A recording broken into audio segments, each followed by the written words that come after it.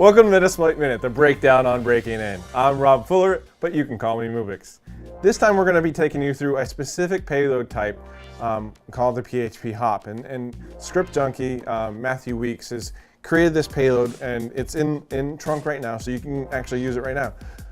One of the coolest things about this thing is it's just a PHP file that you put on a server somewhere that allows you to relay through that public IP or that other IP to get Windows sessions. So let's say that I'm behind a NAT, like a firewall, a NATing firewall, and the target is behind a NATing firewall, but I'm somehow able to, via fish or whatever, be able to get to them and execute code. Well, I could port forward on my firewall to get things going, or I could just use this really cool thing called the hop payload. First off, I need to actually put that PHP file somewhere. And that PHP file lives in data php hop.php in the Metasploit framework directory.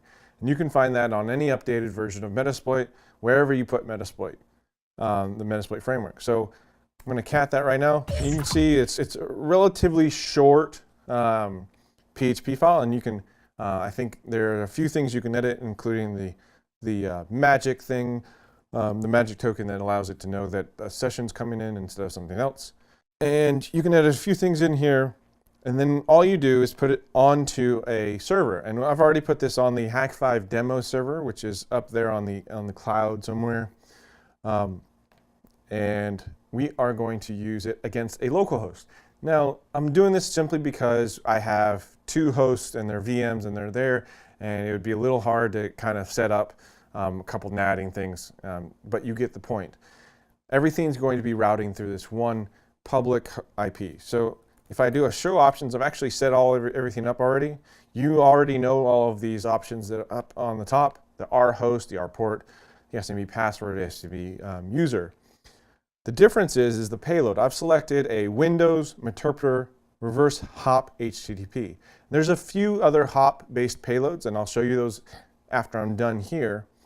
But the thing is, I don't have a local host or a local port. I'm just saying the hop URL is X. That way, it's actually going out over 80, hitting the hop PHP file that's on my remote server, as well as the reverse HTTP Meterpreter session coming from the victim. So I'm going to exploit that, and we're going to watch the logs over here as that's going on inside of the remote host. So you can see the update.php is being called with control and these other commands with post and get. And you'll also see on this side that I now have a Meterpreter session. So PS works just fine. I can do all of the post modules, everything. Oops. Get system, use mimikatz, and all of the fun stuff that you can do with Meterpreter.